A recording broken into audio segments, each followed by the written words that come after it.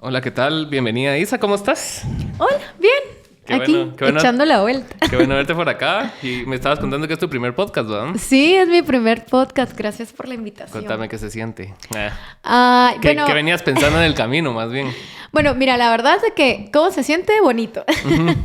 La verdad es de que muy pocas veces he tenido como entrevistas donde yo soy la entrevistada, porque pues normalmente pues yo he estado en varios programas, en radio y demás, entonces es muy interesante esto, ¿sabes? Contame cómo ha sido tu trayectoria en medios y también he visto que sos así como bastante... Tenés bastantes opiniones fuertes en Twitter y tenés una relevancia, digamos, ¿no? Entre los tuiteros GT. Entonces contame cómo fue el personaje desarrollándose a través de los medios y andar tuiteando. Contame. Bueno, es muy interesante. Bueno, los medios, pues porque soy comunicadora social, así que pues he estado en varios medios. Empecé en Quetzaltenango porque yo soy quetzalteca. Soy coatepecana quetzalteca. Saludos ahí a Shela. Saludos a toda mi gente querida. Luego, pues ya cuando me vine a la ciudad, poco a poco me fui metiendo.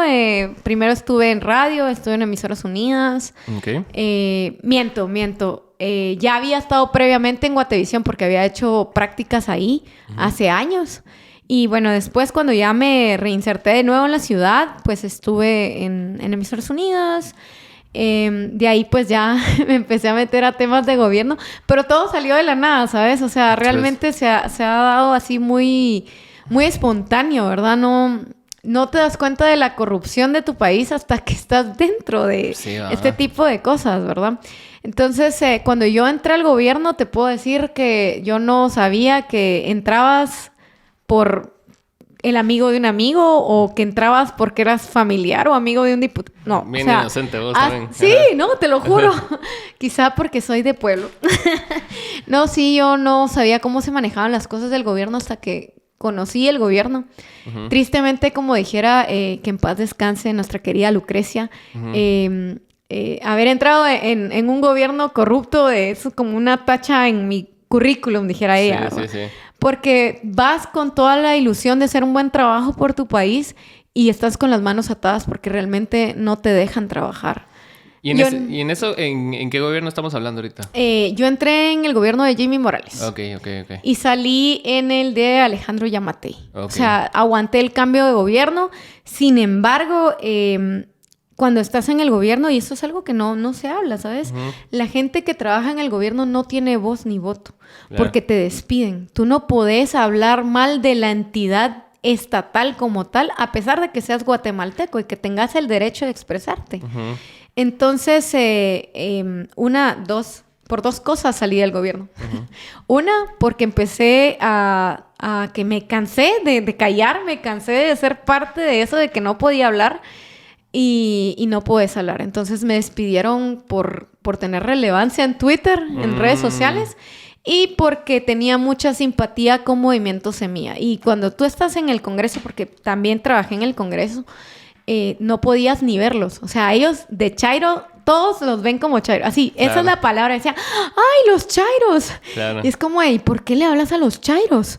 Y así, aunque sean diputados, tengan un cierto grado de relevancia, para la gente que trabaja ahí, que tiene un cierto nivel como directores y demás, ven a la gente de oposición como menos o inferiores. Claro.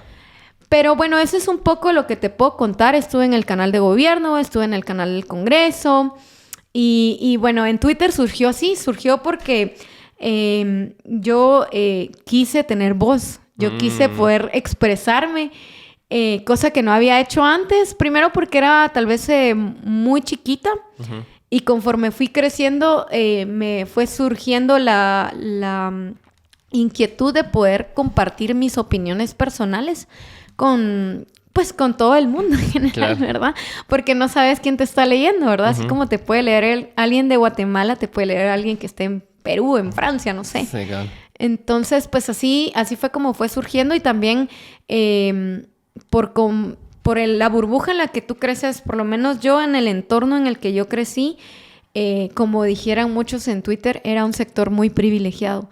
Y hasta que tú salís a la calle, al trabajo, al que te rebelás con todo el mundo en general, te das cuenta que la burbuja en la que vivís no es Guatemala. No, pues. No es tu país, no es más que lo que tiene un pequeño sector, ¿verdad? Uh-huh. Entonces es muy lamentable. Yo quise sumarme a ser parte del cambio. Yo quise ser una persona que pues aportara, ¿verdad? Tal vez no sea mucho lo que deje en esta vida, pero quiero decir que quiero dejar una huella, que aunque sea muy pequeña, marque la diferencia y morirme en paz de que no fui una persona inconsciente que solo pensó en sí misma, sino que también colectivamente me importa el resto de personas que viven en mi país y pues colaborar con lo poco que pueda aportar, ¿verdad? Que es bien importante eso que decís con respecto a lo que no tenés voz ni voto estando dentro de un gobierno, porque lo he escuchado no solo de ti, sino que también Sonny me cuenta a veces que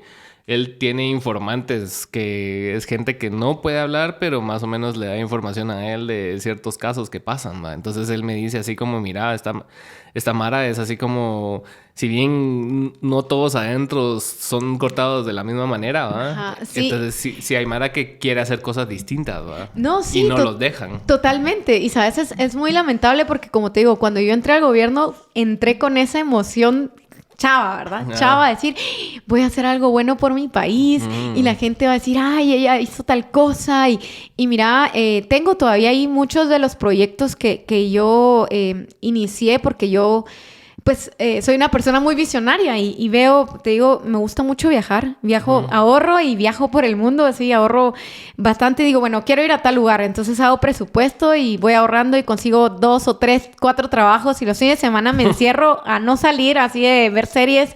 Y de ahí me voy un mes o me voy 3 meses a viajar por el mundo para traer ideas y decir, ay, bueno, esto lo quiero hacer en Guatemala. O esto me gustaría verlo en Guatemala. Y cuando tenés esa oportunidad, que es un privilegio también, sí, claro. Tú decís, hay mucho que hacer en Guatemala. Te das cuenta que Guatemala realmente, y perdón por la expresión, es un potrero, o sea, sí, para los corruptos. Porque ves otros países que le dan una vida digna a sus ciudadanos. Y tú quieres eso para Guatemala. Cuando tú vas, te da envidia. Y tú dices, yo quiero que en Guatemala haya tren. Yo quiero que en Guatemala haya metro. ¿Por qué nosotros no tenemos eso si tenemos la capacidad tanto económica como natural, verdad? Porque Guatemala realmente es un país muy rico. Sí. Pero los políticos y los corruptos nos tienen... o sea, realmente en la miseria de la miseria. Sí, y no quiere decir que en los otros países no exista corrupción, porque, o sea, realmente sí hay, pero, o sea, sí por lo menos hay un cierto grado de preocupación en esos políticos de que sí haya desarrollo, que sí haya ciertas cosas, pues, o sea, no es que sean... Más que todo es como que se preocupan porque los ciudadanos tengan una vida digna. Exacto, porque también a ellos les afecta que las demás personas no tengan una vida digna, pues, o sea, es una cosa que se retroalimenta constantemente y es algo que no logro entender todavía acá. De hasta dónde puede llegar tu cinismo y ser una persona inescrupulosa y sinvergüenza para que no te importe nada más que vos, ¿va? Sí. Y la gente que te puso en la posición que estás. Y el hambre al poder, ¿sabes? Exacto. Porque realmente, como te digo, yo que tuve la oportunidad de estar dentro, te puedo decir que hay mucho por hacer. Yo tenía muchas ideas y no te dejan. Simplemente no te dejan. El sistema no te deja y al contrario. O sea, ahí pasan 2 cosas. O te corrompes como ellos, o te frustras y te vas, o en algún momento ellos te sacan. Pero sí hay mucha gente, y bueno, esto es una cosa que nosotros como los guatemaltecos vemos, que cualquiera que trabaja en el gobierno es corrupto, y que cualquiera que trabaja en el gobierno es haragán, huevón, o es una persona que de verdad no tiene mejor futuro que estar ahí, cuando realmente también hay personas muy capaces, muy talentosas, pero que están en esa posición que te digo que simplemente el Estado no te deja trabajar. Y sí hay mucha gente que quisiera tener voz y voto y no pueden. Y acordate que también... pues todos tenemos necesidades y familia, ¿verdad? Entonces, muchas veces no te puedes dar el lujo de tener dignidad, de decir, yo esto no lo voy a aceptar porque tenés 3 hijos o 4 hijos que mantener. Sí. Y no es que esté solventando la moral de las personas, sino que simplemente vivimos en un país donde no se vive, se sobrevive. Sí, claro. Y mucha gente tiene que perder su identidad, su ser por sobrevivir y que su familia sobreviva. Y es muy lamentable tener que decir esto, ¿sabes? Sí, es complicado. Sí, yo creo que lo hablé una vez con Bernardo, que tuvimos conversación en podcast también. Y le dije así como que le puse el ejemplo de que Guatemala era un enfermo terminal, ¿va? Y él me dijo, no, es que Guatemala no es así. Porque él también tenía que vender la idea de la esperanza, ¿va? Pero sí es bien difícil agarrarte a esperanza, ¿va? Porque ves la realidad, pues, ves las cosas que pasan. Hoy pasó un accidente así grave. Lamentable, totalmente. Sí, y nadie se hace responsable. Es lo que yo te digo. No tienen, los ciudadanos no tienen una vida digna. No. O sea, ¿por qué los guatemaltecos tienen que buscar un lugar donde no es habitable para sobrevivir? Y el discurso no les fácil queda de otra. Y el discurso fácil va a ser así de, no, ¿y para qué viven ahí? ¿Va? Y es así como, pero es que no hay condiciones de vida. No hay condiciones. Y cada vez la vida en Guatemala se pone mucho más difícil. Porque, o sea, yo te lo digo yo valoro y veo mucho lo de los precios y ¿cuándo costar un bus 5 quetzales? O sea, el bus actualmente, por lo menos donde yo vivo, vale 5 quetzales. No hay bus que aguante. O sea, ¿cómo vas a pagar 5 pesos por ida? O sea, ¿te imaginas que estamos hablando de que si tienes que hacer un mandado y demás, te sale barato 30 quetzales el día, ¿verdad? Porque en lo que vas a un lugar y luego tienes que moverte a otro lugar... O sea, cada subida al bus son 5 quetzales, ¿no? Sí, imagínate, en México cuesta 5 pesos el transporte y te lleva del metro, desde donde estás hasta donde llegues, prácticamente te cruzas toda la ciudad, ¿va? Transbordas por todos lados, pero son 5 pesos, que son 2 quetzales, ¿verdad? No, y es que, o sea, si lo entendemos... Y aquí no es lo mismo, ¿eh? No es lo mismo, porque si lo entendemos desde una magnitud más alta... En lugares como México o Europa, por ejemplo, pues el tren o el metro es un poquito más caro, pero así ganan. En cambio aquí no están subiendo los salarios mínimos, pero tú sí te sigue aumentando el costo de vida, ¿verdad? La canasta básica, la gasolina, el transporte. Y no es un transporte digno tampoco, porque tú decís, bueno, yo pago 5 pesos... Perdón, pero es que me cansé. Tú pagas 5 pesos, pero decís, ay, bueno, sí, pero voy cómoda, voy segura. En cambio, aquí vas en buses viejos, vas amontonado a como caiga y todavía con el miedo de que vaya a subirse algún personaje de maras a pedirte dinero o a asaltarte, porque pues sí, está muy normalizado el saber que en los buses, en ciertos buses, pues te asaltan, ¿verdad? Sí, a la mara ya hace su presupuesto de la extorsión, ¿va? Sí, sí. Y más cuando estás en zona 1, ya sabes que se suben 2 o 3 personas a pedir dinero, entonces tú tenés que tener tus fichitas para darle a ellos, aparte de lo del bus, o sea, no hay presupuesto que aguante para eso, la verdad. No, sí, el otro día fuimos a hacer súper y sí fue, o sea, todo sigue incrementando y la vida y los salarios no siguen aumentando como aumentan los costos de las cosas, ¿no? Así, la luz sube, la canasta básica sube, vos seguís pagando y pagando y pagando y pagando, pero, o sea, el nivel de vida no sube, ¿va? O sea, todo se mantiene igual o peor, ¿va? Sí, no, y la verdad es de que no solamente eso, hay muchas cosas que por lo menos yo como guatemalteca te digo, y esto es a nivel Latinoamérica, esto que te voy a comentar ahorita. Realmente a nivel Latinoamérica no se ha hecho un estilo de vida donde las personas puedan tener una casa. O sea, hoy en día tenés que tener una pareja o roomies para tener una vivienda. O sea, y no te alcanza para comprarte algo. O sea, realmente ya el estilo de vida de Latinoamérica no te alcanza para comprarte una casa o un apartamento. Por lo menos fácil te lo compras en unos 25 años. O sea, según estudios que han hecho. O sea, es muy lamentable eso. Sí, es lo que sale un préstamo hipotecario. O sea, es así que lo pagas en 25, 30 años, algo así. Y pagas con los intereses y todo, paras pagando como 3 casas.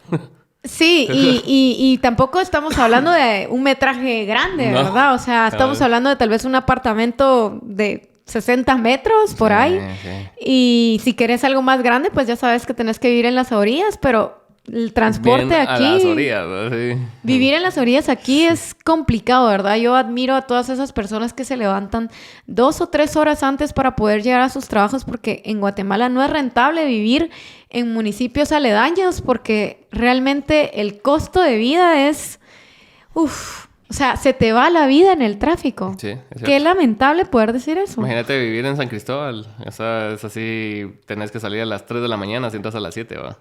Y es así... pisado. Ay, no. Sí. ¿Y cómo fue tu transición de gobierno a gobierno? ¿En qué momento dijiste vos, o sea, esto va a ser más de lo mismo?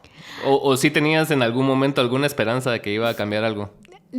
Diré que también eso es como ¿cómo es que dicen en el Twitter y en las redes? Mi momento humilde. Ajá. Sí, bueno, fíjate que cuando realmente voté por Semilla, obviamente, pero hace 4 años yo no voté por Alejandro Yamatei. Ujú. Pero 4 años atrás sí. Yamatei estuvo tres campañas, ¿no? Sí, Sí, 3 contiendas. Y te sé decir, y te voy a dar una explicación lógica. Claro, sí. Fíjate que yo era una niña inexperta, joven, pero él te llegaba con un quetzal, ¿sabes? Y te decía, en ese quetzal vamos a desglosar cómo voy a invertir el dinero según cada ministerio. Y te desglosaba 25 centavos para gobernación y voy a hacer esto y esto y esto, y 25 centavos para no sé qué. Y te desglosaba todo el quetzal en conforme él supuestamente iba a invertir en el gobierno, ¿verdad? Ujú. Y en esa temporada, pues yo sí lo apoyé porque yo, siendo joven y queriendo a alguien que tuviera una visión, pues, realista de cómo invertir el dinero, dije, no, pues este señor va a hacer maravillas con Guatemala. Y vaya que se hizo maravillas, pero, Sí, pero para mal. con él y con su principito. Con su novio. Lo que sí te sé decir que, pues, la transición, te sé decir que en el gobierno por lo menos en el ministerio en el que yo estuve previo al Congreso, sí se sintió menos robo con Alejandro Yamatei que con Jimmy Morales. Ah, En ¿sí? el Ministerio de Cultura y Deportes, con Jimmy Morales era una robazón gruesa. Ujú. O sea, de que sí, tú sí mirabas que todo el tiempo actividades y demás, pero sabías que todas esas actividades tenían un costo, ¿verdad? Sobrevaloradas también, ¿va? Sobrevaloradas. En cambio, y estaba súper lleno de personas. O sea, te puedo decir que en Cultura y Deportes en ese entonces ya no cabíamos. O sea, ya ni siquiera teníamos dónde sentarnos. Ujú. Ya no había ni dónde sentarnos en el lugar donde yo trabajaba, porque había mucha gente que no sabía ni a dónde llegaban ni qué hacían ahí, porque realmente ni trabajaban, ¿verdad? Sí, pues. Y en cambio con el de Alejandro Yamatei, que pues tampoco estuve mucho tiempo en ese gobierno, estuve 7 meses en el Ministerio de Cultura y Deportes y de ahí me fui al Congreso, que ahí hice otros 6 meses. Estuve en un total como unos 3 años más o menos en el gobierno, ¿verdad? Porque Ok. ya había estado 6 meses antes en el Congreso, de ahí me fui al Ministerio y del Ministerio me regresé al Congreso. Pero te sé decir que cuando entró Alejandro Yamatei se fue toda esa gente, o sea, sí se quedó vacío el espacio donde yo estaba y solo nos quedamos la gente que sí trabajábamos. O sea, Ujú. literal, ahí sí fue, yo me quedé así como hasta asombrada porque yo realmente no entré con un contacto que vos dijeras, ay, sí, porque normalmente así es como entra la gente, ¿no? Pues mi historia es muy interesante de cómo entré al gobierno, pero te sé decir que solo se quedaron la gente que era útil. Ujú. Y desde que entró hasta que yo me fui, no llegaba mucha gente. O sea, llegó como unas 2 o 3 personas, pero siempre gente que sí mirabas que trabajaba, por lo menos en ese ministerio. Pero eso no significa que en todo el gobierno sea igual, ¿verdad? O Sí, sea, porque tal vez él le perdió interés a ese ministerio y se enfocó en otros ministerios. exacto. ¿No? O sea, eso Ajá. fue lo que yo viví ahí, pero eso no significa que sea igual en el MIDES No. o Aquí en el MAGA. En el MAGA. Entonces, eso es lo poquito que yo pude observar ahí. Ahora las cosas en el Congreso son totalmente distintas, son súper tensas. Realmente cuando tú entras a conocer el Congreso te das cuenta que realmente el poder no está en el Ejecutivo, está en el Legislativo. Y que ahí se manejan muchas cosas, no es nada más como decir, ay, sí, pues están haciendo tal ley. No, o sea, ahí las leyes tienen precio. Si están fiscalizando a alguien es por algo, a veces hasta les piden plazas, o sea, es una corrupción tal ahí. Hay plata bajo la mesa para pasar ciertas leyes o plata bajo la mesa para dejar de molestar a un cierto ministro, o sea, sí, cuando logras conocer cómo es el interior del gobierno, sí te da mucha decepción porque, o sea, realmente sí hay mucha corrupción dentro. Sí, y en ese caso lo que le queda a la oposición, al ser tan pocos, es solo señalar esa corrupción, ¿no? Porque no pueden hacer mayor cosa, porque no pueden pasar leyes, no pueden negociar, porque implicaría como ensuciarse de esa manera, ¿no? Entonces, siento yo que la labor de Semilla de estos últimos 4 años fue más de señalar, más de que poder hacer algo, porque realmente están con las manos atadas. Y lamentablemente estos 4 años la van a tener muy difícil. O sea, y ahorita lo que viene va a estar gente, muchas personas tienen muchas esperanzas. Y por eso yo sí defiendo el que suban un poquito el presupuesto, porque ellos sí quieren dejar infraestructura, que ningún otro gobierno de esta época democrática se enfocó en dejar infraestructura. Al contrario, o sea, ¿qué hizo Álvaro Arzú? Quitó el tren, o sea, lo poco que nos quedaba del tren. Jimmy Morales, o no sé en qué gobierno fue, dejaron morir el teleférico. Pues ya muchas personas ya no saben qué es el teleférico de Amatitlán, y que uno iba los fines de semana a pasear ahí muy alegre cuando eso era funcional, ¿verdad? Entonces han dejado morir muchas cosas. Yo sí creo que se están subiendo el presupuesto porque quieren dejar infraestructura, por lo menos decir, bueno, nosotros no la tuvimos tan fácil, pero por lo menos pienso yo, ¿verdad?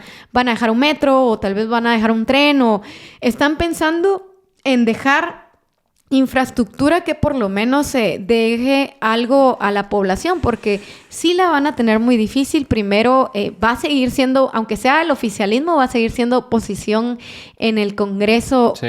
Toda la bancada de Movimiento Semilla, porque a pesar de que ya tienen, pues, creo que son 23 diputados. 23 diputaciones. No podemos decir es lo mismo a los 40 diputados que tiene Vamos, ¿verdad? Sí. Entonces, sí la van a tener muy difícil. Yo sí estoy muy de acuerdo en el sentido de que a mí, en mi parecer, me gustaría que negocien para que pueda trabajar, Bernardo. O sea, no estoy hablando de temas de corrupción, pero sí pueden llegar a ciertos consensos para tener más aliados y poder pasar ciertas leyes, o poder trabajar más funcional, porque si no va a ser muy difícil. Yo creo que sí se puede, de la manera que yo lo veo, es que sí se puede trabajar con los personajes que no son tan influyentes en los otros partidos. O sea, sí. Ponete de 40 diputaciones que tiene Vamos, o sea, ¿cuántos son los diputados principales? Digamos, unos 10. Yo creo que sí se puede negociar con el resto de 30, ¿va? O sea, sí, que digo, no se sientan tan relevantes que no ahí, sea... No, cuando hablamos de negociar no estamos hablando de corrupción, sino de llegar a consensos, ¿verdad? Es que para poder llevar... política, pues. Exacto, ajá. Para poder gobernar, porque si no va a ser muy difícil para Bernardo. Yo sí veo un panorama muy complicado, ya lo estamos viendo, pues, o sea, realmente esta gente está, pero grotesca, o sea, han pasado encima de la ley de muchas formas, y... Pues yo sí espero con todo mi corazón que los dejen gobernar, pero sí va a ser un gobierno muy difícil. Sí. O sea, no la tienen nada fácil. ¿Y cómo fue tu lectura de que él haya llegado junto con Yamatei y se hayan tomado la foto y todo ese rollo para hacer la transición? O sea, porque he escuchado muchas posturas así, que hay gente que sí estuvo a favor de que él haya llegado ahí a tratar de trabajar con Yamatei, y hay otros que piensan de que no, que eso no lo tenía que haber hecho y que primero hubiera presentado... Bueno, lo que pasa y lo que veo mucho con muchas personas de Movimiento Semilla es que tienen un radicalismo muy idealizado. Ajá. Y tenemos que tener claro la postura actual del Estado de Guatemala en cómo se encuentran, las condiciones que se encuentran, para saber cómo debe de actuar el nuevo binomio, ¿verdad? Y otra cosa que debo de resaltar aquí es que Bernardo es licenciado en Relaciones Internacionales. Es diplomático. Entonces, obviamente, él tenía que llegar, porque él tiene que llegar a consensos. No es que él va a negociar bajo la mesa cosas, porque no va a ser así. O sea, Movimiento Semilla, los 2 años que tengo de conocer, pues te puedo decir que son personas muy correctas, que no creo que vaya a pasar eso. Pero sí creo que sí es una persona muy diplomática, que trata de llegar a consensos para poder lograr los objetivos, ¿verdad? Claro. Es que sí, es una posición bien complicada porque, o sea, yo siento que la mayoría de personas que votó por ellos quieren como que un cambio radical en cómo se hacen las cosas en todo sentido. O sea, Y yo lo entiendo y lo comparto, pero no se puede hacer no se puede hacer abruptamente porque lamentablemente ellos tienen el sartén por el mango actualmente también. Entonces, ahorita no se puede hacer mayor cosa. Otra cosa va a ser lo que nosotros les vamos a poder exigir cuando tomen posesión el 14 de enero. Eso ya son otros 20 pesos. Ya que pase un año de gobierno, pues nosotros podemos juzgar el trabajo que van a hacer ellos como gobierno, pero actualmente no les podemos exigir mucho porque no están en la posición que deberían de estar, ¿verdad? O sea, y otra cosa que he visto también que han criticado mucho a Bernardo porque estuvo en un evento con el alcalde electo por Guatemala, ¿verdad? El Ricardo. Pero cabe resaltar que, o sea, ellos no controlan a quienes van a invitar los otros, ¿verdad? Y si lo pusieron a la par, ¿qué culpa tienen ellos? Y le tomaron la foto, o sea, si yo veo esa foto, a mí el lenguaje que me da, Bernardo estaba, si ves, del brazo con la esposa como hablando con ella. Y Ricardo estaba a la par, pero no era como que tuvieran una gran interacción, ¿verdad? Entonces, y ese radicalismo, ¿verdad? Porque ahorita está bien curioso el asunto, ¿no? Porque están así, como que los tenían aquí casi que... O sea, si Dios existe, ellos están a la par de Dios, ¿no? Entonces está así, ajá, Bernardo y Jesús era Samuel, ¿va? Y ahorita le toman fotos a Samuel así en restaurantes de zona 15 y todo. Sí, hombre. Y yo siento que también, o sea, hay que saber dónde exigirles y cuándo exigirles. Y tampoco le puedes, o sea, no es el Che Guevara, pues. Y con su dinero, o sea, es como de... somos humanos, ¿eh? Todos somos humanos. Independientemente del cargo público que pueda tener alguien, pues no deja de tener una vida privada también. O sea, una cosa es en tu trabajo. Sí. No es lo mismo decir, ay, vimos a Samuel tomando en el Congreso. Ajá, claro. A decir que yo no sé, fuera del trabajo se fue con un amigo a beber algo, ¿verdad? Entonces, si no tenemos el contexto, es muy fácil criticar, pero... Y es criticar por criticar. O sea, no estás criticando el trabajo, estás criticando a la persona porque está siendo una persona normal, digamos. Bueno, o sea, eso es en este caso, ¿verdad? De lo otro, él ya se disculpó y demás. Él sabrá qué habrá hecho con el policía de Cubo. pero te digo, sí hay nosotros tenemos un programa con Ana y otro compa que se llama Kevin, que se llama Manager del Ocio. Estábamos hablando acerca de eso. Y de que, si bien es cierto que la actitud no fue la mejor, los policías de Cubo no son las personas yo nunca he ido ahí. La verdad que no son las mejores personas, digamos. Ni sé el contexto también, porque suben un pedazo y no sabes qué pasó previo a eso también. Entonces, no estoy defendiendo a nadie, solo estoy diciendo que muchas veces nos idealizamos lo poco que miramos y no sabemos el contexto completo de las situaciones, ¿verdad? Claro. Es lo que te decía también con la fotografía esta de Bernardo y Quiñones, ¿verdad? Sí, entonces, es complicado porque también ellos han sido, en su retórica, han sido muy radicales y también muy críticos. Entonces, por lo tanto, o sea, cuando vos estás critica, la gente va a decir así, vos decías esto y ahora estás haciendo esto, ¿por qué? Exacto, sí.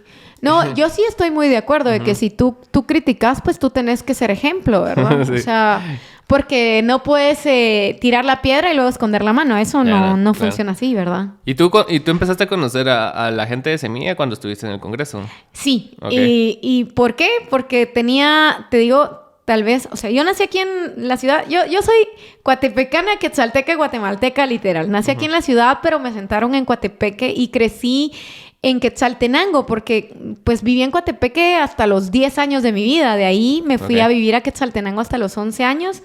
Y me vine acá, pues, porque por mi carrera no es lo mismo ser comunicador en la ciudad en un pueblo que allá, si bien te va, terminas de camarógrafo pagándote como 800 quetzales al mes. O sea, más o menos ese era el rango cuando yo me vine. Y te comento este contexto porque, pues, en los pueblos no se sabía quién era Semilla. Yo nunca supe de Semilla. O sea, yo conocí a la bancada Semilla hasta que llegué al Congreso, porque en el interior Semilla no existía. O sea, no existía. Y al ser nueva en el Congreso te digo que hay mucha corrupción, muchas cosas ahí dentro, pues a los periodistas y comunicadores de confianza pues les daban todas las bancadas oficiales. Vamos, Y a ti te mandaban con los chairos. Literal. Era como de, ay, hay que ir a cubrir a los chairos. O sea, literal. O sea, mucha la gente así se conversa ahí. Y yo, chairos, ¿y qué es eso? O sea, porque te digo, cuando yo llegué ahí no tenía conocimiento de ese tipo de palabras ni de contexto de cómo era que no trataran... Te ven como soldados rasos, como diputados rasos, así como de, ay, estos están aquí solo porque de plano, o sea... Ajá. Entonces a todos los nuevos que no les tienen confianza, pues los mandaban pues con URNG, con la UNE, con Semilla. ¿UNE también? Sí, con la UNE también. Okay. Con la UNE, que en ese entonces, que digo, Carlos Barrera, Orlando Blanco y demás, ¿verdad? Y pues sí, uno que otro diputado pues de derecha, que digamos no sean tan relevantes, pues también te mandaban, no solo con la oposición, pero tú sí mirabas una gran diferencia. Y te lo digo así como periodista. A mí me encantaba ir con la UNE y con Semilla porque ellos sí investigaban. O sea, tú ibas a esas citaciones y le decían así como de, pero mire, usted estuvo en tal lugar y acá tenemos las cámaras. Pero mire, pero usted firmó este cheque, ¿va? Uh-huh. Y tú decías, wow. O sea, toda la fiscalización que hacían era, pero... información pura, ¿sabes? Entonces tú anotabas y hacías tus notas periodísticas, pero tenías información hasta de sobra. Claro. Y luego ibas con el oficialismo y no tenías nada. Nada. O sea, literal, ibas a algo del INDE o algo por el estilo y vos decías, ¿y qué anoto aquí? O sea, ¿qué nota hago de esto si no me está dando nada? Si no están hablando de nada. Exacto. Y así fue, pues, como fui conociendo a estas bancadas.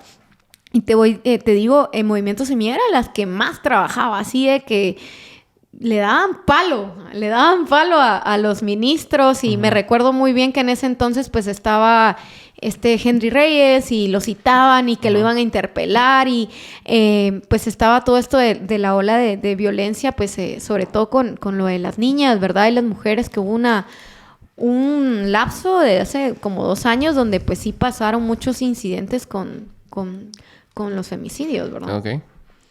Entonces, ahí fue donde los fui conociendo y que ellos muy amables, ¿verdad? Porque no era lo mismo...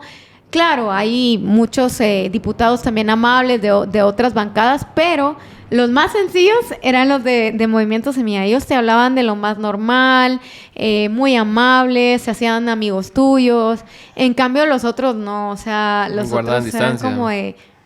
Eras una empleada más, o sea, eras como, ya sabes... Entonces eso me gustó mucho, la sencillez de ellos. Y bueno, ya fui investigando más de cómo era Movimiento Semilla. Y pues a raíz de eso, pues empecé a hacer Twitters y bueno, después TikToks y demás. Y fui una de las precursoras de los espacios en Twitter. Uh-huh. Entonces yo hacía los miércoles de historia. Y así fue como nos conocimos con Raúl Barrera. Y te puedo decir que ahora tal vez con Spider-Man. Spider-Man. Simpatizamos mucho, que entonces ya él se venía los miércoles de historia conmigo, invitábamos. Yo te digo que yo conocí a Bernardo cuando ni figuraba como presidente, o sea, yo lo invitaba a hacer espacios de la revolución y él muy amable, pues como era hijo del expresidente, yo encantada de tenerlo en mis espacios. Llegó varias veces a mis espacios en Twitter. A la diputada Ligia me encantaba mucho cuando hacían iniciativas de ley y poder presentarlas ahí, poder decir... La interacción de los espacios es muy amena porque cualquiera se puede conectar, pedir la palabra y tener ese acceso directo con los diputados, ¿verdad? Como un gobierno abierto como tal lo es Guatemala, lamentablemente solo de nombre, ¿verdad? Porque somos un gobierno abierto, pero esa apertura a la población realmente es muy mínima. Muy mínimo. Es que se maneja mucho entre las sombras, ¿no? O sea, todas las negociaciones, todas las licitaciones. Muchas veces ni nos enteramos hasta que alguien lo menciona en Twitter y vos te volvés a buscar y dicen, y esto lo van a pasar mañana en una asamblea y lo aprueban. Sí, o sea, si no hubiera tanto periodista independiente y creador de contenido, creo que nos meterían más goles de los que ya nos meten. Porque realmente sí, muchas cosas te puedes enterar en Guatecompras. O sea, y yo siempre lo digo, le digo a las personas...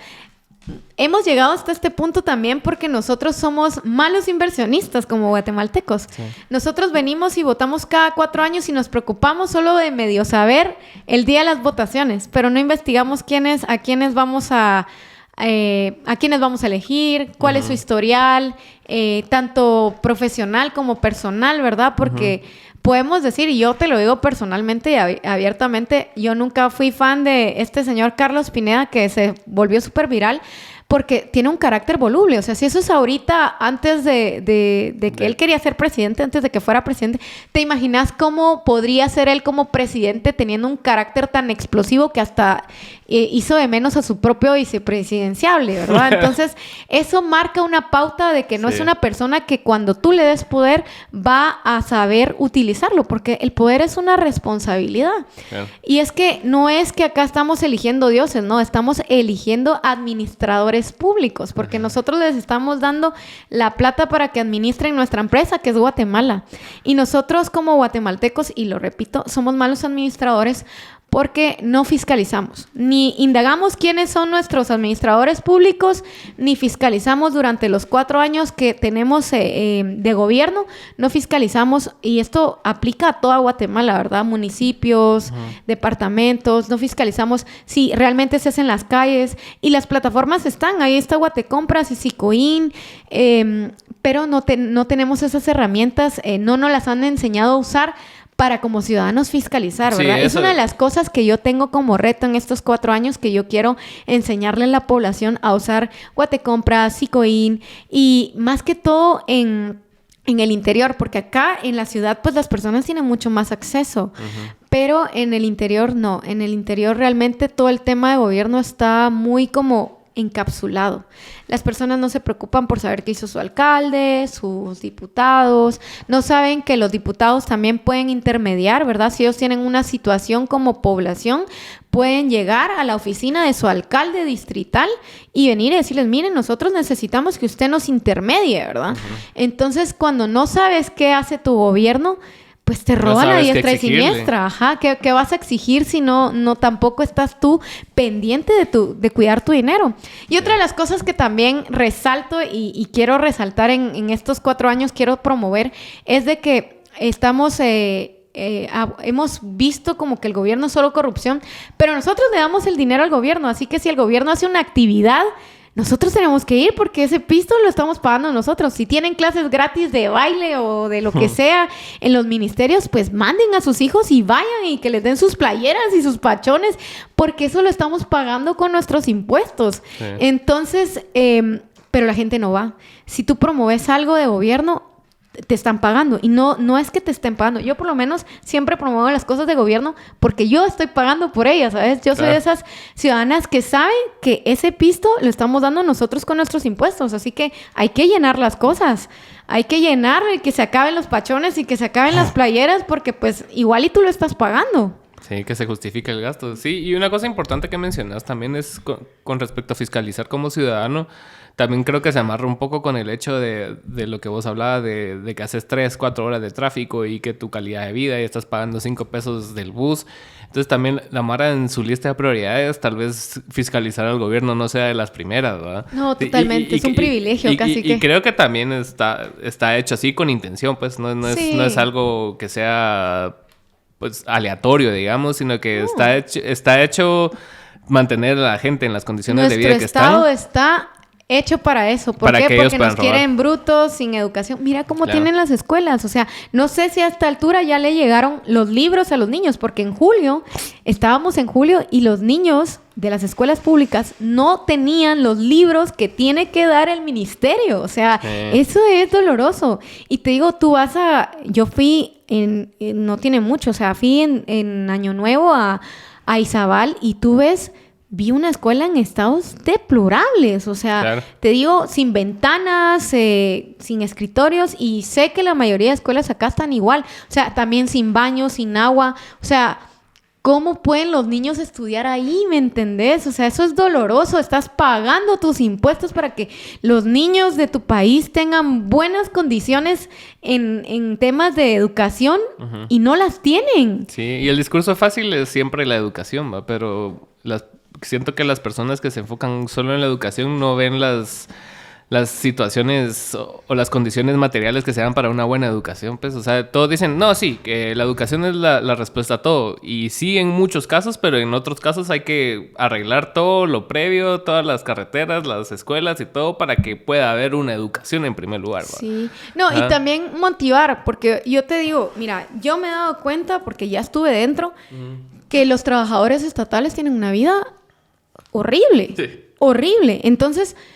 Y te digo, he leído mucho porque te digo, hice muchos proyectos que dejé ahí guardados donde realmente hay que meterle y apostarle también a mejorar la calidad de vida de los trabajadores estatales. Uh-huh. Y no estoy hablando solo del tema económico porque ganan bien, sino porque realmente, o sea, ahí salí sin salud mental, uh-huh. Te lo juro. O sea, yo salí del gobierno con psoriasis y así con ansiedad y depresión y...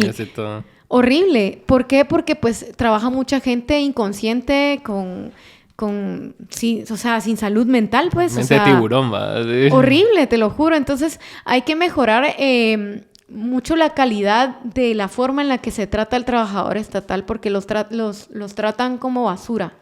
Realmente se vuelve una cadenita, ¿va? Porque también... Es una cadena y eso lo puedes averiguar en temas empresariales. Si tú no tratas bien a tus trabajadores no van a tratar bien a tus clientes. Es exactamente lo mismo. Claro. ¿Cómo esperas que en el RENAP te reciban con una gran sonrisa si la jefa los trata... pero como basura, por ejemplo? Sí, o sea, claro. Y te digo, sí, te tratan como basura. Yo te digo, yo pasé muchas penas en el gobierno, que yo lloraba amargamente. O sea, que si le caías mal a la jefa, no te ponía trabajo. Y era como no te ponía a trabajar o te excluía. Decía, no, usted no está en esta reunión. Usted no sirve. Mire, váyase a su casa, ¿qué es aquí? Ya la van a despedir. Ya llamé a que la despidan. Y así te tratan, así de basura. Y yo me recuerdo muy bien que te digo que te excluyan y después cuando tú quieres presentar tu informe de que tú sí trabajaste, no, yo no le voy a firmar eso. ¿Por qué le tengo que firmar yo eso? O sea, te coaccionan para que tú les beses los zapatos, ¿verdad? Para que hagas cualquier cosa con tal de caerle bien al jefe y tener una estabilidad emocional en el trabajo. Pero es horrible y... caes de la gracia del jefe y Dios me guarde. Es pura coerción, digamos, ¿verdad? Sí. Entonces también criticamos mucho al Estado, pero también el Estado tiene mucho que cambiar, mucho, porque sí, la gente que trabaja ahí, que te digo que queda como jefes y demás, es gente que sí, bien miserable. Sí, yo siento que todavía no hemos entendido hasta dónde llega la magnitud de las cosas, ajá. Sí. Porque tenemos una idea así, hasta podría decir así, ambigua o abstracta de que sí, el problema es la corrupción. Pero, ¿de qué? ¿Dónde? ¿Cómo se refleja? ¿Va? Ahorita me estás comentando cosas que no necesariamente son, digamos, robos, pero sí te están coercionando para que vos mantengas una línea narrativa que ellos quieren mantener de que todo está bien y la gran, todo lo que trajo nuevo Alejandro Yamatei y todo lo que trajo nuevo Jimmy, ¿va? Que muchas veces en los lugares estatales te obligan a pagar cosas que no debes. O sea, por ejemplo, yo me recuerdo que ahí en el ministerio te obligaban a pagar 10 o 15 quetzales para enviar tu informe. Te paras en colegio. Y tenía mensajero, había mensajero, pero había que darle, porque no había para eso. Y llegabas a pedir, por ejemplo, canchas o algo por el estilo, y la gente tiene que llevar azúcar o café o cosas para que les den las canchas. ¿Por qué?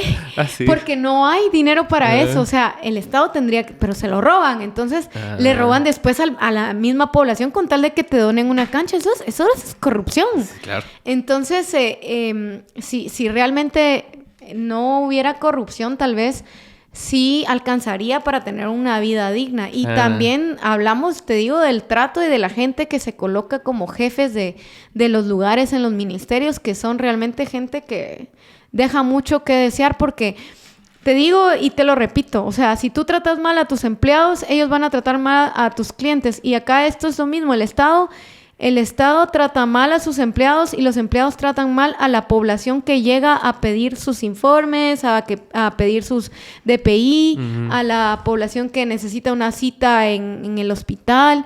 ¿Por qué? Porque ellos también tienen un maltrato. Claro. Entonces es una cadena. Sí, ellos también son víctimas. O sea, ¿cómo llegan ellas al trabajo? O sea, en bus. ¿Cuánto cuesta el bus? Tanto. Y todo es una cadenita que se va en un círculo vicioso, ¿verdad? De que de que una cúpula está bien y que son bien poquitos, porque son bien poquitos, y el resto de la población, que somos casi ya 18 millones, si no es que somos más ya, estamos así sobreviviendo, pues, y todos así como que viviendo así en una lata de sardinas, así empujándonos unos a otros, así como salimos adelante, porque, o sea, si bien, o sea, yo no me adjudico la narrativa de que solo puedes salir adelante porque somos colectivo. Aquí sí casi que tiene que ser así, pues. Aquí la gente casi no la ayudan, o sea, independientemente del estrato social, aquí es así como que, bueno, si sos pobre, pues se le huevos, mijo, sí. y salí adelante como podás y todavía te dicen que sos pobre porque querés, ¿va? Y nadie quiere ser pobre, pues. O sea, todos quieren vivir bien, todos quieren tener así una buena casa. Nadie quiere vivir en un faldón de un volcán, pues. No, pero sí la narrativa te mantiene aislado y de una manera muy triste, porque tú ves y la población guatemalteca se aferra los fines de semana a ir a gastarse el pisto a los centros comerciales. Acá no hay espacios públicos como el Central Park en Nueva York, donde la gente puede caminar en un bosque y sentirse libre. No tenemos bosques, no tenemos ríos. Nuestros pobres barrancos están abandonados, llenos de basura y con 100% de contaminados nuestras aguas. Entonces, para donde quiera que tú mires, Guatemala tiene problemas existenciales, pero de una magnitud inmensa. Y esto se lo pregunté también a Por Mi Guate y te lo pregunto a vos. ¿Qué crees que sería un buen gobierno de semilla? O sea, adentro de tus expectativas realistas, ¿qué sería un buen balance durante estos 4 años? Independientemente de que se la van a hacer cansada y todo, ¿qué crees que 2, 3 cosas que pueda conseguir semilla que vos digas, esto puede ser algo que cambie? Bueno, yo siento que hay muchas cosas de carácter urgente, muchas. Ajá. Pero creo que el transporte es una de las más importantes porque la gente se está ahogando en ansiedad, en depresión, vive en su trabajo. O sea, creo que tienen que apostarle al transporte sí o sí para desahogar un poco a la población, para que puedan tener un poquito de tiempo libre, llegar a su casa, disfrutar a sus hijos, a su familia. Creo que eso es de carácter urgente. No sé, tal vez es que hay muchas cosas urgentes. Sí, todas urgentes. Creo que la educación, porque ellos tienen que sembrar. Nosotros los guatemaltecos somos arbolitos. Yo me considero que somos arbolitos que vamos creciendo. Bueno, nosotros ya estamos grandes, ¿verdad? Pero vienen las nuevas generaciones y ellos tienen que sembrar en ellos esa educación que nosotros no tuvimos, a las que nosotros no tuvimos acceso. Entonces, pienso que vale mucho la pena que tengan mejor acceso a la educación, internet, mejorar todo el sistema escolar totalmente. Y yo creo que para cambiar el sistema y realmente ser un punto de lanza, tienen que haber reformas electorales. Por ejemplo, yo le apuesto a que las elecciones no sean todas un mismo día. ¿Por qué? Porque eso es contradictorio. O sea, no puedes tener... no hay un sistema viable, o sea... En México es así, ¿verdad?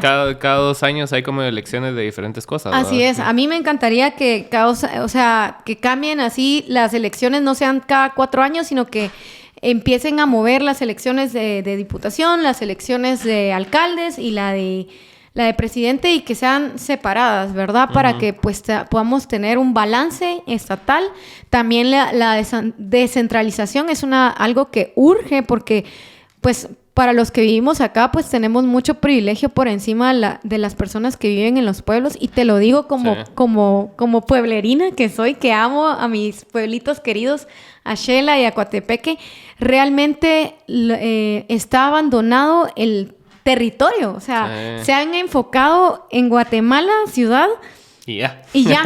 Entonces, si tú vas a Izabal, o tú vas a Petén, o tú vas, te lo juro, está abandonado las carreteras. Baja Verapaz, las carreteras nacionales de Baja Verapaz son de tierra. Y así hay hay muchos más lugares en Guatemala. Claro. Entonces, urge una descentralización y... Bueno, yo creo que sí, urge la descentralización, mucho, mucho, y que se enfoquen mucho en ver cómo está el territorio en general y no solo en la ciudad, porque sí, hay mucho que hacer en Guatemala. Que es complicado. Sí, porque hay tantos temas urgentes y todavía hay como mini sectores de la población que quieren que también sus agendas se cumplan. Así como a veces me encuentro tweets de Mara de que, mire, don Bernardo, ¿y cuál es su propuesta para los perritos en condición de calle? Y yo así, o sea, sí entiendo. Que es importante, sí, pero ahorita hay prioridades. Ajá. La salud también. Sí. Sabemos que el sistema de hospitalario de Guatemala es deplorable. ¿Verdad? Es otro tema muy, muy importante. Y es que... Y son condiciones mínimas que un gobierno tiene que cubrir, pues, como hablábamos de los países europeos. Si bien, o sea, no están exentos de tener corrupción, saben que lo mínimo que te tiene que dar el Estado lo cumple, ¿verdad? O sea, educación, transporte, o sea... Sí, es que son 3 cosas básicas. Ajá. Transporte, educación y salud. Que es como lo básico que tenés que tener como ciudadano. Claro. Y en Guatemala no te están cumpliendo con ninguno de los 3. Entonces es algo que tú decís... Entonces, ¿qué está haciendo? O sea, sí, porque, o sea, sirve, sabemos que tenemos que trabajar, ¿me entendés? Que todos trabajamos para vivir. No, yo por lo menos no soy fan de que todo me lo tenga que regalar el gobierno. Pero sí de que me dé las herramientas para poder tener una vida digna, ¿verdad? Por lo menos salud, educación y un transporte público viable, ya con eso pues ya te están dando un 50%. Ya el resto, claro que hay que hacer negociaciones, inversiones para que haya más trabajo, claro que es importante. Pero si no tenés las condiciones, ¿cómo vas a llegar a tu trabajo? Sí. ¿Cómo vas a llegar sin alimentación, sin salud y muriendo en el tráfico? O sea, es absurdo. O sea, hemos llegado al grado donde aquí la gente tiene que pedir ayuda para poder pagar un hospital privado porque en el público no se puede. Sí, ahorita vamos a hacer un evento para recaudar fondos porque al cuñado de un cuate lo está hospitalizado y no fue nada grave, pues. Pero imagínate, o sea, que una persona, digamos, de clase media no tenga la capacidad de pagarse una hospitalización te dice mucho del país. O sea, es así como estamos a una lesión grave, a un golpe, a un accidente que puede pasar cualquier día, de que ya te hacienda una cuenta de 100,000, 200,000 quetzales. ¿Y cómo la pagas? O sea... todo es un negocio en Guatemala. Y el hospital está sobrevalorado. Es un negocio, la salud se ha vuelto un negocio. Entonces, realmente en Guatemala no le está aportando nada a sus ciudadanos porque todo es pisto para ellos. O sea, todo. La salud es un negocio, el agua es un negocio, lo de la basura es un negocio. O sea, todo lo que es tema de medio ambiente... Aquí te matan si te metes a cosas de tema de medio ambiente. O sea, no sé si todavía... O te meten preso, como Cabal, Bernardo... No sé. Que fue por el lado de Izabal. O sea, si tú denuncias y como debería de ser y fiscalizas, te matan si estás en ese tipo de lugares. O sea, es complicado. Es complicado vivir en Guatemala. Y tú me estabas contando que te gusta viajar. ¿Cuál fue el último lugar al que fuiste? Acabo de regresar bueno, te digo, ahorro por cierto tiempo. Ajá. Consigo 2, 3, 4 trabajos si puedo, o sea, y me voy. Y pues ahorita me fui, como 1 mes y medio a Europa, pero esta vez fui a conocer, más lugares como celtas. Fui a Escocia, fui a Austria, a Hungría. Sí, pues he conocido parte de ahí. Mi idea es como... Voy mucho por tema histórico, no tanto así como de, por hipear, ¿no? Me gusta mucho la historia, el arte, los museos que no tenemos en Guatemala. ¿Y qué te atrajo de los celtas? Fíjate que, que es una de las culturas más antiguas del mundo, ¿verdad? Bueno, y no solo eso, también la cultura escocesa es muy interesante. Nosotros tenemos también nuestros propios escoceses aquí en Guatemala. ¿Seguro? Sí, tenemos un traje, una indumentaria, que es de San Martín Chile Verde, que es con faldón. Los hombres tienen faldón. Es muy interesante ir ahí, verlos jugar fútbol con sus faldones. Pero más que todo es por tema histórico. Me gusta mucho leer mucho de guerras, de historia. Te digo, museos. Veo que en Guatemala no hay muchos museos. Aquí eso es algo todo, muy triste. Sí, no hay museos. Ahorita hay una ley que quieren promover en el Congreso para decir que no existió la guerra interna. Eso es algo muy lamentable porque realmente... y no solo lo que pasó en la guerra interna, sino situaciones a futuro, ¿verdad? Eso es deplorable porque realmente eso es como una enseñanza que nosotros los guatemaltecos tenemos que dejarle a todas nuestras generaciones para que no vuelva a suceder. Es que aquí en los colegios no te enseñan eso realmente. Aquí te enseñan primero que de Colón te dicen todo y después así omiten el resto de la historia. Es así como que, los acuerdos de paz. Y no se habla, no se habla y lo tenemos que hablar y lo tenemos que, ¿cómo se llama? Introducirlo en la sociedad para que no vuelva a pasar. Es más, yo te digo, otra de las cosas que tengo en mente es de que en Guatemala le urge un museo de la guerra interna guatemalteca para resarcir ese dolor, para dejar un monumento de todo lo que pasó ahí y de que no vuelva a pasar. O sea, aquí no estamos hablando de izquierda, de derecha, no estamos hablando de militares y de... ¿Cómo es que le llaman a los...? Guerrilleros. Los guerrilleros. O sea, aquí estamos hablando de que fue una situación que acabó con miles de personas. Claro. Y que eso no debe de volver a pasar en Guatemala, ¿verdad? O sea, realmente es deplorable lo que vivieron, pues, toda esa generación, ¿verdad? Mi mamá me decía, mija, no te metas. Y todavía, yo no sé si tú has escuchado eso de los papás que te dicen, no hables de eso, no, te van a matar, te van a secuestrar. O sea, la población en general sufrió. Claro. Aquí no estamos hablando de los bandos, estamos hablando de que la población en general sufrió por algo estúpido, pues, o sea, ¿y a qué nos llevó esto? A nada, pues, y al final ya hay democracia y seguimos adelante. Democracia. ¿Cuál era el dato de las muertes del conflicto interno? De las que tenían en el informe REM. Ajá. 52,000. Sí, pues. Más o menos. Es que sí, imagínate, eso del informe REM, si todavía hablas de esos temas y la gente solo conoce lo que en su momento se dijo en alguna de las teorías. Así le pasó. Ana hizo un video de Gerardi hace poco y estaba hablando del informe REM y todas esas cosas y el caso tuvo bastantes teorías y la mayoría de personas no le dio seguimiento a todo el caso final, sino que solo se quedó así en la primera teoría. Era amante de no sé quién, era amante de no sé cuánto. Y ahí se quedó. Y denigraron a una persona sin tener algo veredicto, ¿verdad? Algo que te dijera, no, pues sí fue esta situación. Ajá. Entonces, así... Y sí fue un caso que sí se resolvió. Imagínate con un montón de casos que no se resolvieron, donde... Y todavía hay duda cuando se resuelve un caso de que dicen, no, pero eso lo hay miles de desaparecidos que jamás ni les entregaron cuerpo ni les resolvieron. Entonces, ¿cómo vas a decir que hubieron 50,000 desaparecidos?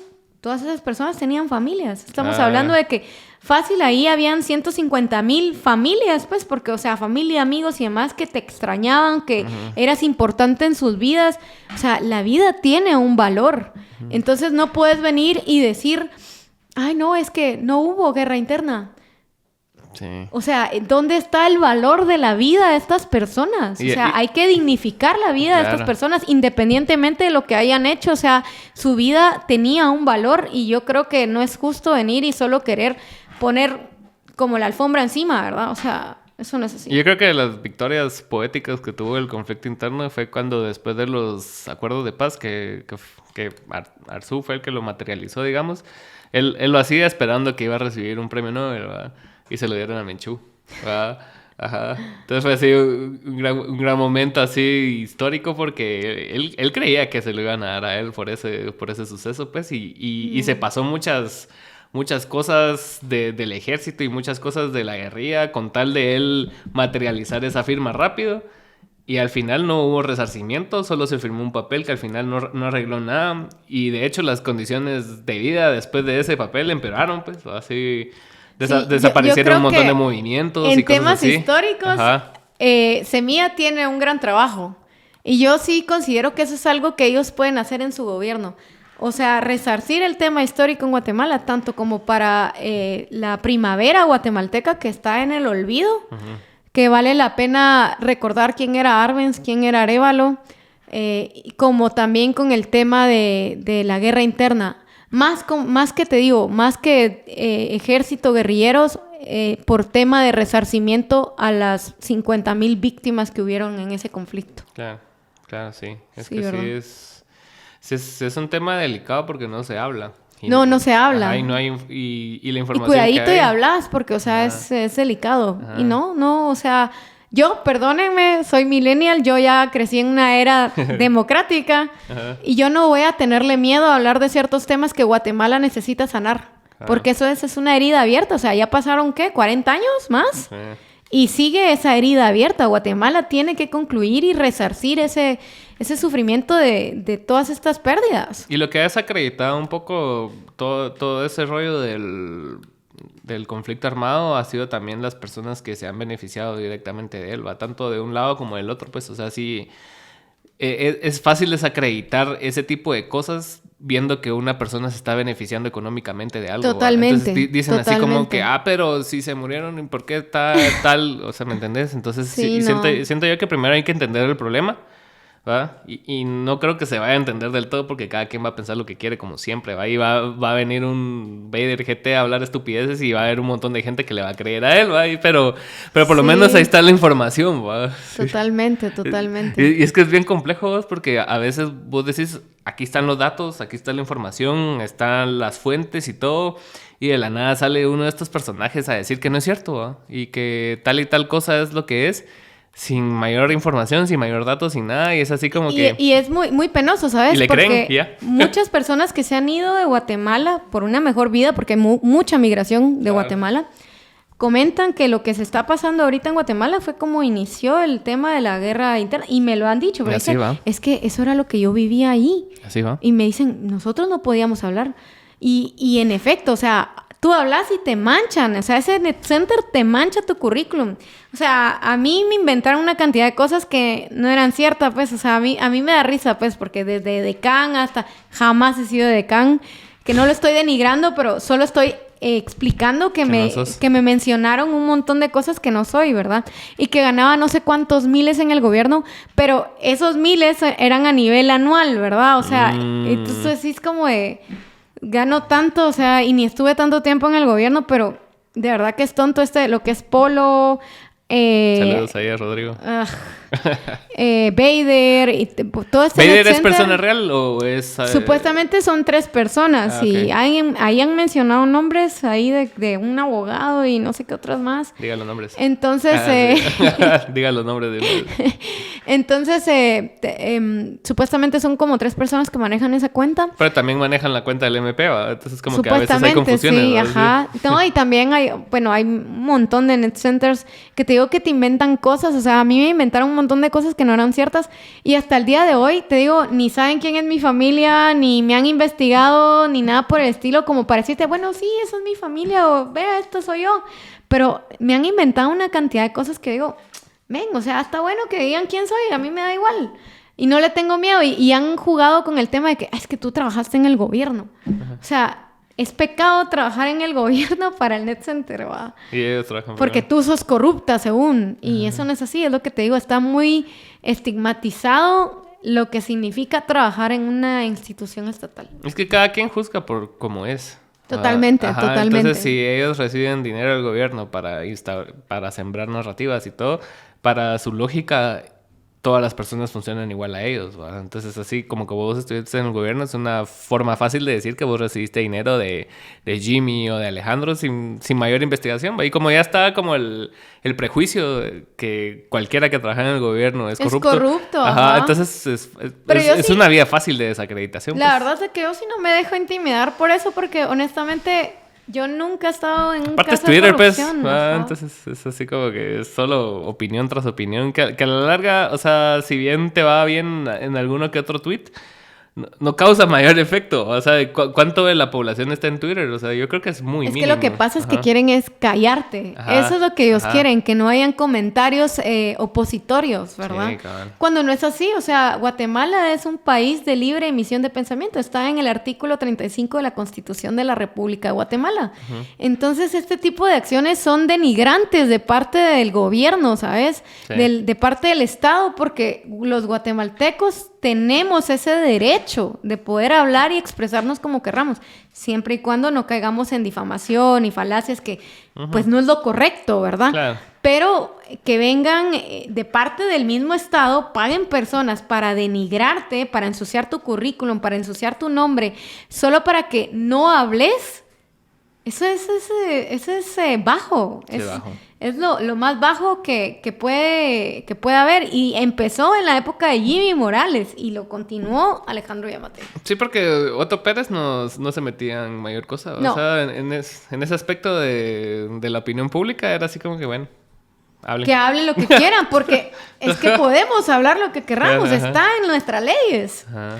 Pero yo creo que parte de que quitaran a Otto Pérez Molina fue lo que alertó a toda esta mafia. Sí, y ¿verdad? mira, hubo un decrecimiento en temas de gobierno abierto después de Otto Pérez Molina, increíble. O sea, Sí. y te lo pueden hablar periodistas. Antes, en todas las entidades estatales había un espacio para periodistas y lo quitaron. O sea, tú vas al Congreso y ya no, habían mesas para que con internet y con computadoras y demás para que tú pudieras trabajar ahí mismo y demás, ya no existe nada. O sea, el espacio que te dan solo es cuando está el pleno y de ahí o te puedes sentar en cualquier ladito, ahí en una esquina o lo que querrás, pero antes había un espacio especial para el gremio periodístico y sí se vio afectado. O sea, lo podemos ver con el tema del periódico, pues, o sea, Sí. realmente el periodismo en Guatemala.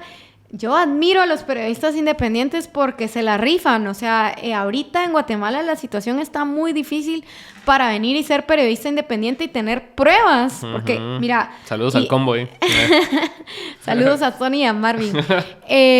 Lo que pasa, y es lo que yo digo con muchos creadores de contenido o de influencers y demás, que hablan de ciertos temas sin tener una fuente fidedigna. Y es una responsabilidad, como yo te digo, como periodista, yo tengo una responsabilidad que si yo no tengo fuentes primarias y secundarias, yo no puedo sacar una información porque estoy cayendo en difamación. Sí. Entonces, esa es la diferencia.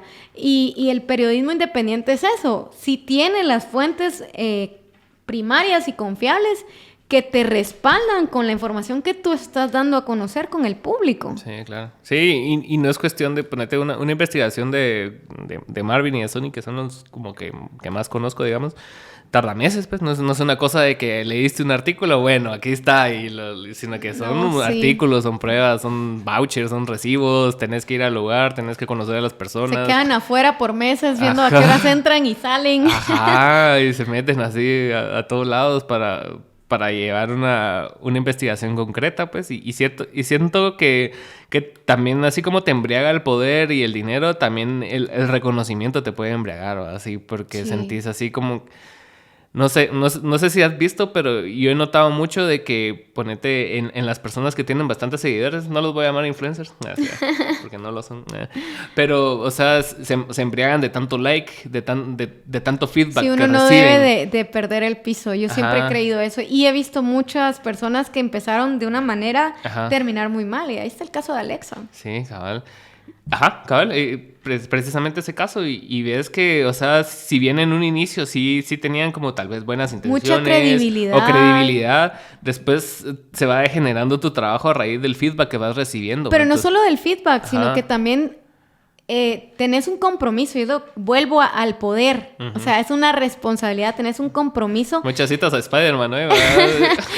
No, mira, ¿sabes qué? Lo que pasa es que sí es un compromiso y es un poder que tú tenés que ser responsable de eso. Sí. Y entonces venir y corromperte con que te van a dar dinero bajo la mesa o que vas a sacar cierta nota porque te están pagando, te están dando algo, te corrompe. Y al final la población tarde o que temprano se entera. Si nada en esta vida está oculto.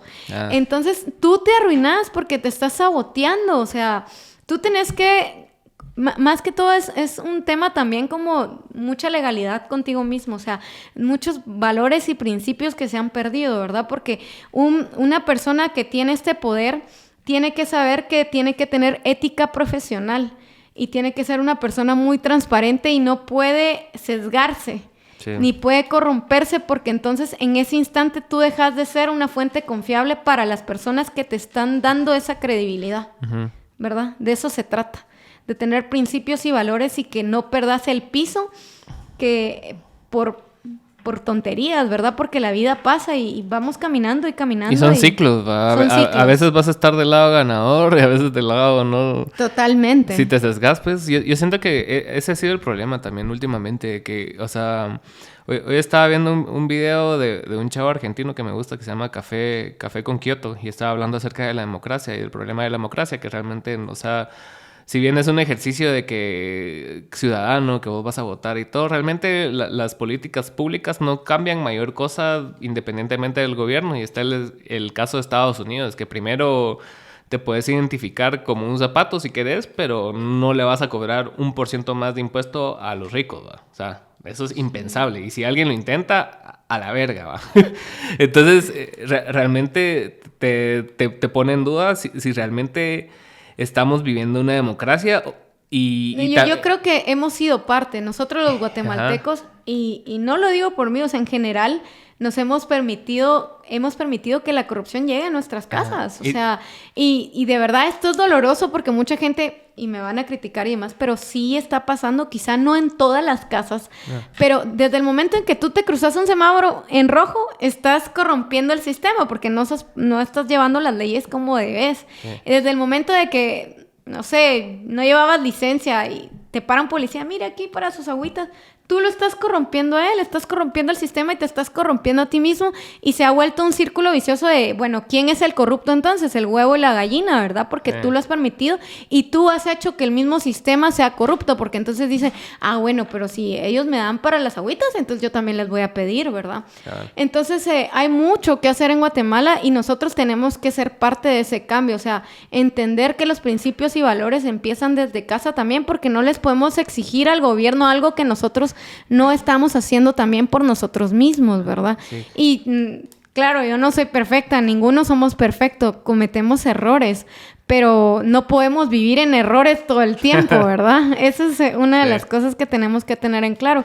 Y esa es la diferencia con otros sistemas de otros países también, porque son personas que tienen muy claro sus convicciones, ¿verdad? Uh-huh. Y que el día que un policía les van y lo acusan, ¿verdad? Claro. Entonces nosotros tenemos que empezar a sembrar ese cambio en nuestras casas también, ¿verdad? Sí, terminando un poco la idea también es de que también este tipo de sistema partidista hace que las personas crean que, o sea, como estamos en una sociedad tan de espectáculo, ¿va? O sea, es así tan de show y tan orientada a todo ese tipo de cosas, cuando ves diferentes partidos, diferentes colores, vos vas y te identificas con uno, ¿va? Agarras a Semilla, agarras a la UNE y el partido que escoges, ya no, hay muchas personas que no pueden ser objetivas con ese partido, ¿va? Sino que se ponen la camisola y ahorita ves, o sea, Samuel puede, de la idolatración, ¿verdad? Samuel puede venir y hacer un gran cagadal terrible que van a venir todos sus Samuel lovers a defenderlo, aunque sea indefendible lo que haya hecho, ¿me entendés? Sí. Entonces, eso siento yo que es muy importante con respecto al sesgo que hablábamos, porque también estábamos hablando de un caso particular que es de la chica Portillo. Pero también pasa del otro lado, pues también pasa de la manera que sí se pone el escudo por Bernardo. Ultraderecha, también los de ultraderecha, ultraizquierda, lo que sea. O sea, hay mara que súper defiende a Bernardo y a Samuel, hay mara que súper defiende a Sandra Torres, aunque lo que haya hecho es indefendible y no tengas bases para defenderlos, pero yo siento que sí. No hay que cegarse, no hay que cegarse, o sea, la idolatración es mala, o sea, está bien que apoyes a cierto partido político o lo que querrás, hasta el fútbol, o sea, hay mucho fanático, o sea, no hay que fanatizarnos y irse encima de lo coherente, ¿verdad? Sí, porque ponete, el Barça gana una liga hoy y la gana bien y viene alguien del Madrid, no, pero el Madrid tiene 35 ligas, y así, show, bro, o sea, estamos hablando de ahorita. Con el Madrid, ¿oíste? Es broma. Yo también lo voy al Madrid, pero ¿me entendés? O sea, pero no por eso vas a perder la cabeza también. Porque mucha gente pierde la cabeza en esos temas. Vas a los estadios y la gente se agarra a golpes por un partido. O sea, ahorita acaba de haber un clavo en México, creo yo, que porque hubo clásico regio y hubo problemas de trifulca fuera del estadio. No hay que perder la cabeza. Sí. Y bueno, quiero también comentar algo que siento que va a pasar en Guatemala, no sé, porque las expectativas también no solo es de verlas de aquí al 14 de enero, sino de aquí a 4 años. Sí. Y una de las cosas que me parece muy interesante y que yo siento que esto fue como un despertar para Guatemala y espero con todo mi corazón que sea así, es que se sumen más partidos. O sea, yo, claro, que me encanta Movimiento Semilla, pero creo que Guatemala tiene un hambre de partidos de juventud y de gente con pensamiento. O sea, ahí tenemos también, yo conocí hace un par de meses, todavía no es un partido político, pero a Ciudadanía Celeste, que es muy similar a Movimiento Semilla, y que es de centro, yo soy de centro, ¿sabías? Es de centro y tú ves que las bases realmente son muy fidedignas, ¿verdad? O sea, y ahí es donde te das cuenta que esto de los partidos se volvió pero una corrupción bárbara, porque ellos tienen como desde el 2020 juntando pues sus firmas, ¿verdad? Que hacen las reuniones y te invitan para que conozcas cuál es su proyecto y demás, y para que tú te unas. Y entonces, para que después te salgan con que hay muertos, o sea, es como de... Sí. Ahí es donde te das cuenta de lo que cuesta crear un partido, como para que en estas elecciones hubo creo que 24 partidos, ¿verdad? ¿No? Sí. O sea, es una cantidad bárbara ¿y de dónde juntas tanta gente, verdad? O sea, no me vengan a decir, o sea, se las están dando de dignos ahorita con lo de las firmas y que no sé qué. Y... ¿Cuántas firmas necesitas para conformar un partido? Yo creo que son 20,000 firmas. No estoy segura, pero... Bueno, digamos 20,000. Por 24 son 480,000 firmas entre todos los partidos. Sí, pues. O sea... Sí, no creo que haya tantas personas dispuestas a firmar. Y me comentaban ellos me comentaban que para... Que les ha pasado que llevan las firmas y demás, y gente que no sabía que estaba afiliada a otro partido, o sea, aparece afiliada, así de la nada. Entonces, qué fuerte, ajá. Entonces sí me gustaría ver partidos nuevos, pero partidos con esa conciencia de lo que realmente representa ser parte del Estado, ¿verdad? O sea, con mucha educación, o sea, sé que uno puede tener la capacidad sin tener muchos títulos académicos, claro, pero que es muy importante, claro que sí.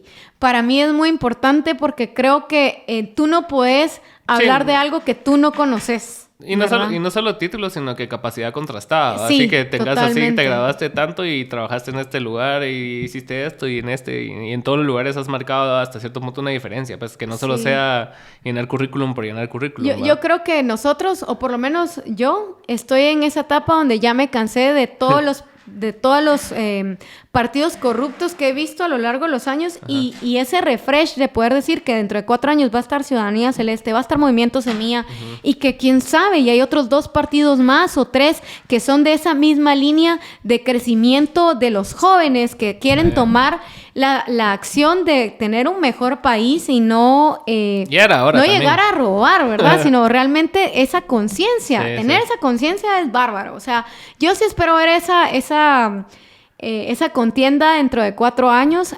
También creo que si Movimiento Semilla, o por lo menos eso es lo que yo visualizo a largo plazo, es que si Semilla hace un buen trabajo, puede ser el primer partido de la era democrática, porque no sé si pasó antes de la era democrática, que tenga una dupleta como partido. Si ellos hacen un buen trabajo, yo sí considero que pueden venir y repetir las elecciones dentro de 4 años.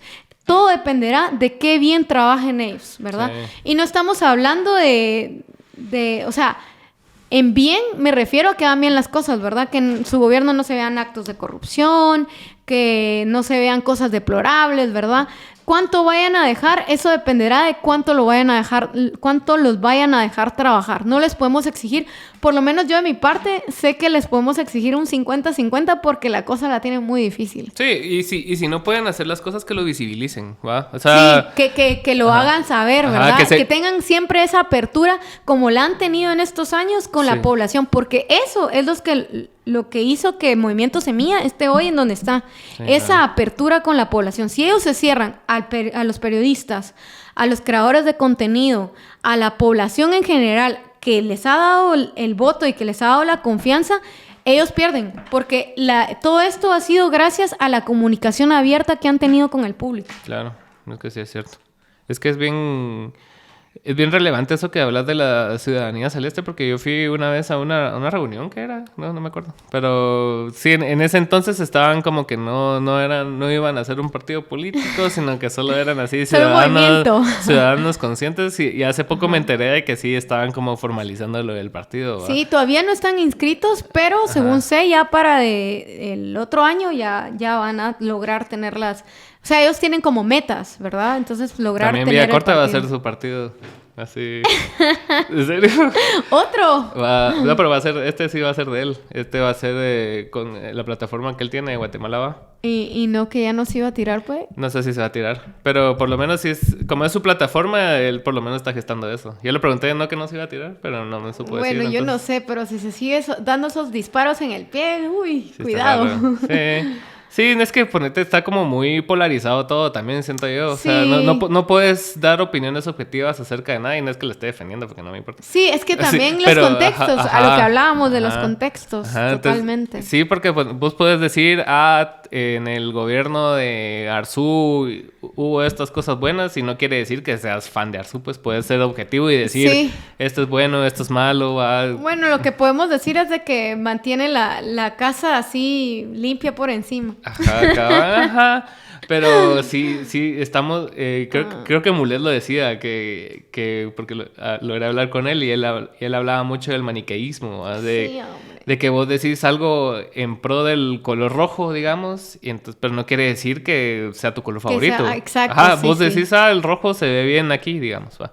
Sí, y con esto también podríamos mencionar de que el hecho de que les hayamos dado la credibilidad a Movimiento Semilla no significa que no los vayamos a fiscalizar, porque yo lo he dicho, o sea, yo puedo querer mucho a Movimiento Semilla, puedo sentirme militante de ellos, pero yo soy muy crítica, porque, o sea, si yo les estoy dando la confianza también, mira, uno tiene que saber que nadie es perfecto, entonces con la misma vara que tú das, tú tenés que pedir también y exigir.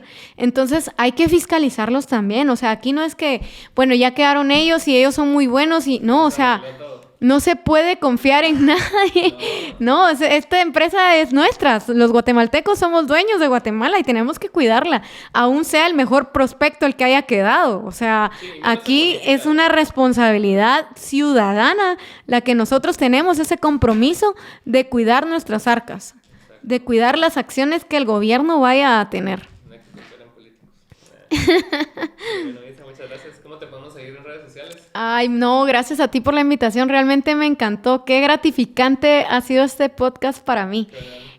Bueno, me pueden seguir como Isapais. Estoy en todas mis redes como @Isapais. Solo en Twitter creo que estoy como @Isapais_, pero de ahí igual, es lo mismo. Muchas gracias por venir y gracias por ver. No, gracias a ti y gracias a todos. Qué gusto estar aquí con ustedes.